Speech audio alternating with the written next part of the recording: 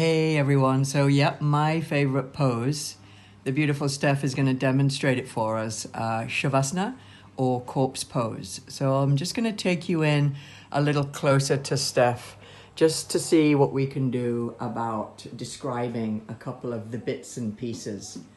So basically with Shavasana, everyone, it's recognized as being the most difficult asana in the entire series because it involves doing nothing, which we are typically not very good at, let's call it doing. So there is a complete non-doing, which if you are attempting to scan yourself, the easiest two areas to release are your jaw, so making sure that your teeth are not clenched to allow the entire lower mandible, your lower jaw area to release. And then neurologically, that is linked to your pelvic floor.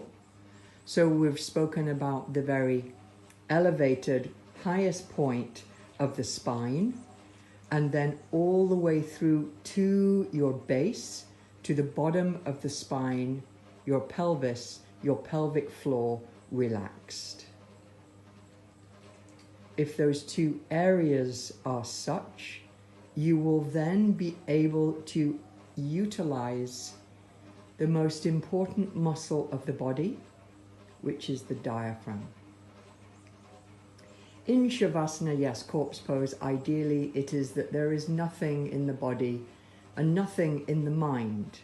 And yet for most of us, that's actually quite difficult to do.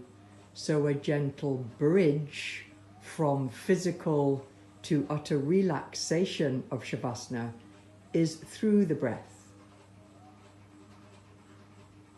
You would breathe in and feel a gentle rise of the belly. Breathing out, the belly falls. Breathing in, the belly rises. And breathing out, the belly falls. The idea, everyone, is that you are trying to comfortably get towards no breath, where there is the lightest of inhales and the lightest of exhales. Checking in, how is your jaw? Checking in, how is your pelvic floor?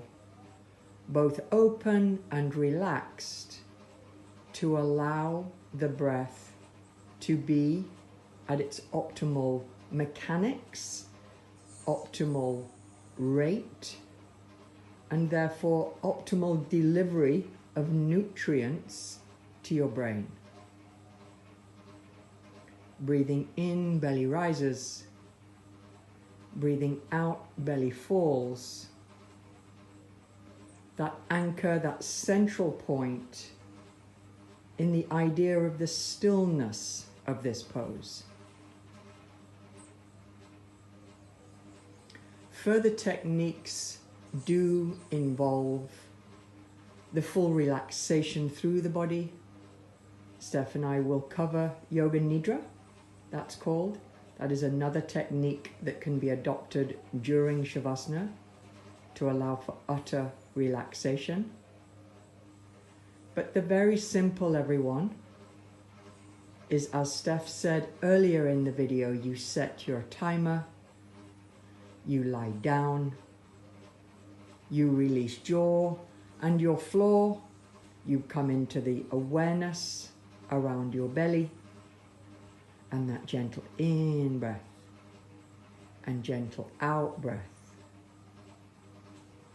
The focus, everyone, is difficult, and you will come in and out of that awareness of your breath repeatedly. And we said be kind to yourself. So then you just aware that you've gone away with the fairies, I call it, when I do it. And then you come back to concentrating on what the breath ideally should be. I've taught yoga for many years, everyone. I call it the natural Valium. When you get your breath right, you are instantly switching on the off button of your nervous system.